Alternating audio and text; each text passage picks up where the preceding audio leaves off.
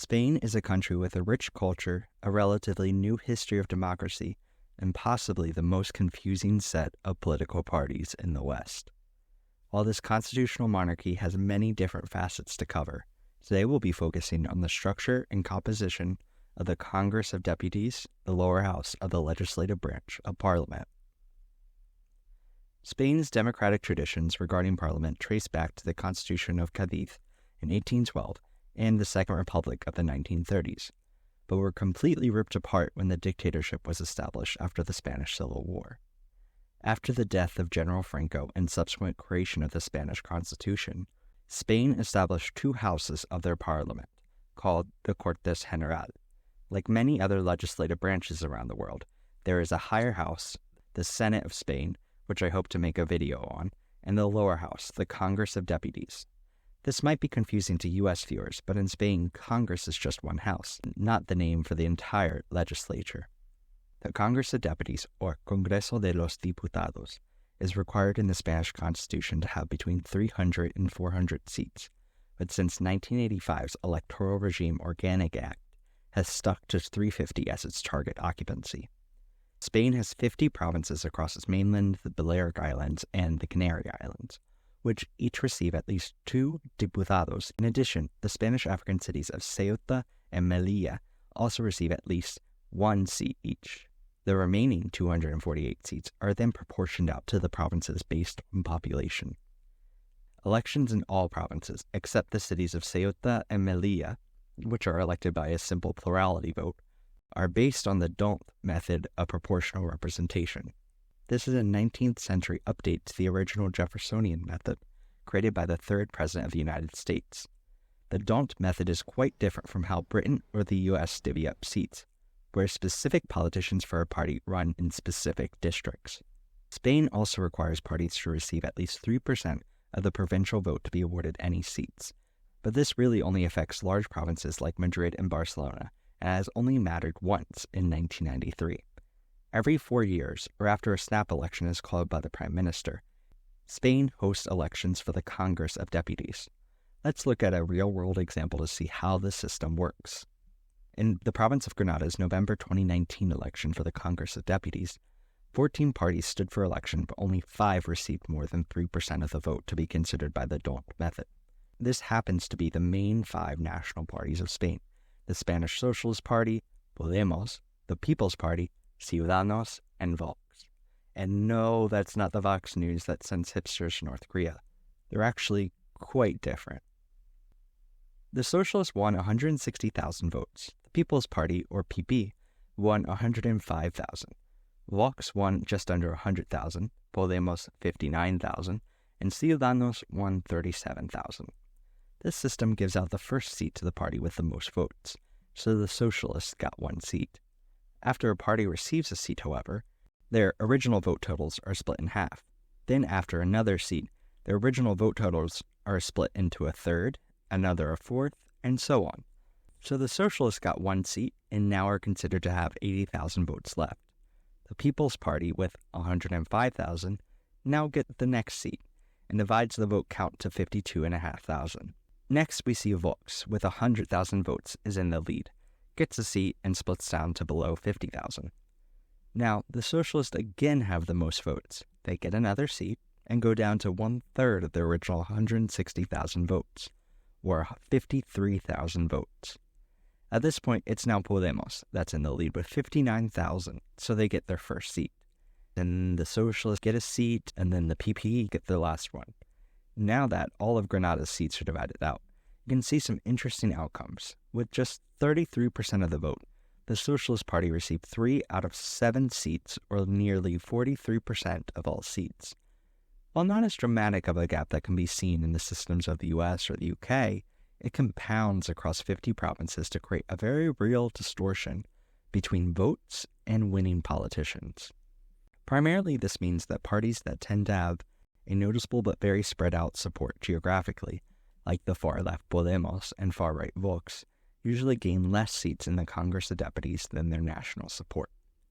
However, the party that is actually hurt by this the most is the moderate Citizens Party, which receive almost 7% of the national vote, but less than 3% of the seats.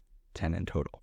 Besides benefiting the main parties, one other type of party is also benefited by the system: regional faction parties, which Spain has an abundance of. The Republican Left or Catalonia party received just 3.6% of the national votes, but because their votes were concentrated in the provinces of Catalonia, they received 13 seats. So, in this system, nearly double the amount of national voters support the Citizens' Party than this Catalonian party, but are represented by less overall seats. Now, who actually fills these seats once a party is elected?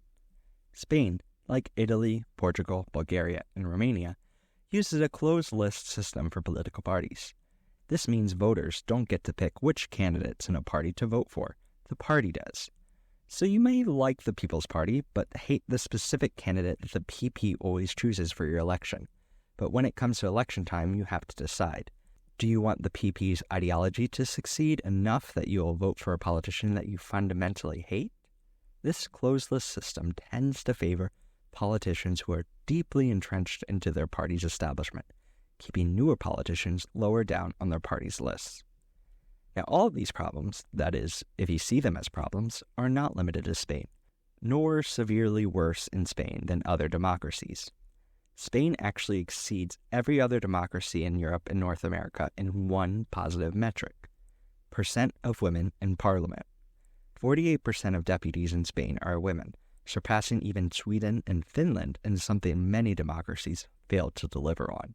Now, this is because the Spanish government actually does have some input into who gets on these party lists, even if people don't usually.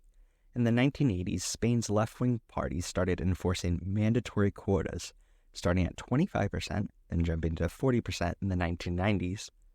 In 2002, the Balearic Islands and Castilla-La Mancha both required all parties running elections to establish a zipper candidate list, which alternates between male and female candidates from the top down in priority. Finally, after lobbying from feminist groups and support from the leading Socialist Party, Spain established a national election gender quota system in 2007 for men and women. The system requires that for every list of 5 candidates a party submits for a regional election, no less than 40% or more than 60% can be for men or women. This means that, for example, in Huelva's election where 5 deputy seats were up for grabs in 2021, every party had to ensure at least 2 of their candidates for those seats were women. Additionally, the requirement that nationally this 40% ratio must be maintained helps limit parties from placing women, who are less likely to be politically powerful in their parties, especially on the right, from always being placed at the bottom of the list. Since the implementation of this law, party politicians have become visibly more balanced between men and women, especially in parties that have less female supporters, like Vox. Female politicians benefit the most from this law when it comes to getting a coveted seat in the Congress of Deputies. Moving on, once deputies are appointed, how is this Congress even structured? The head of government of Spain, the Prime Minister, is usually picked from one of the 350 deputies, but technically doesn't even have to be a member of Parliament. Before an election, every political party in Spain chooses their candidate for Prime Minister.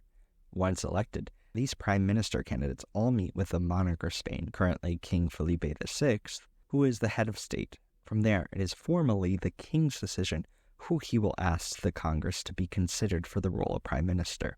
In practice, of course, most citizens would be quite upset if the King picks a party without much support.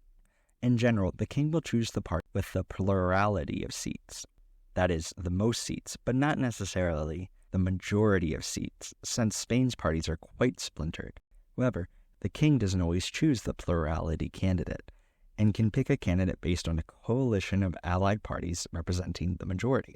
For example, in 2018, Pedro Sanchez of the Socialist Party created a coalition of other left-wing and smaller parties to issue a vote of no confidence for Prime Minister Mariano Rajoy of the right-wing Popular Party. The coalition, now representing 180 of the 350 deputies, or a very slim 51% majority, now asks the King to select Pedro Sanchez as the Prime Minister, even though Sanchez's Socialist Party had less seats overall than Mariano Rajoy's Popular Party. Once a Prime Minister candidate is selected by the King, they are presented by the President of the Congress of Deputies. The political agenda is discussed and debated among the Congress before a vote is held to confirm their selection. At this point, the candidate does need a majority of deputies to support them and issue a vote of confidence. But if the first vote fails, a second one can occur.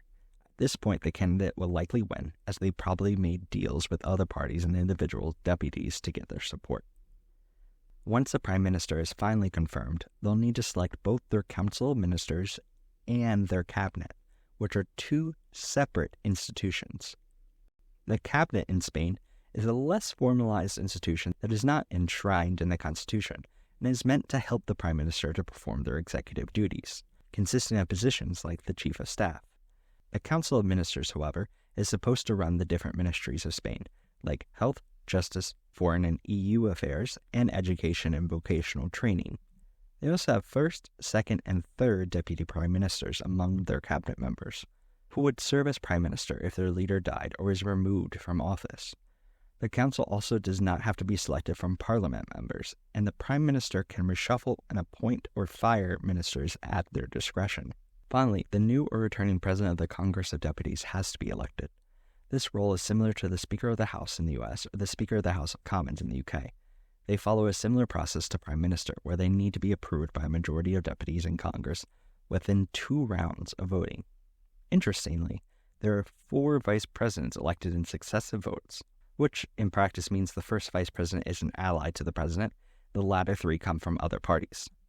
Vice presidents, like first, second, and third deputies to the Prime Minister, are in the lines of succession for the President of the Congress, in case they die or are removed from office. The President of the Congress of Deputies is in charge of several key functions of government, including the expense of the Congress, parliamentary procedures, and coordinating the creation and fair appointment of deputies to subcommittees. They also chair the board of spokesperson, along with at least 1 vice president, secretary, deputy from each major party, and the secretary general. This board is usually in charge of setting the legislative agenda, reconciling disputes and vetoes between the Congress and the Senate. So that's it for this part on the structure and composition of the Congress of Deputies of Spain. If you like this video, make sure to like and subscribe to catch upcoming videos where I hope to cover other aspects of Spanish government, like committees in Congress, the Senate, the executive branch, the monarchy, regional parliaments, the major parties of Spain, and the current political climate. Feel free to comment below if I missed anything, and I hope to cover it in a future video. This is Chispa de Geopolitics, signing off with a friendly adios.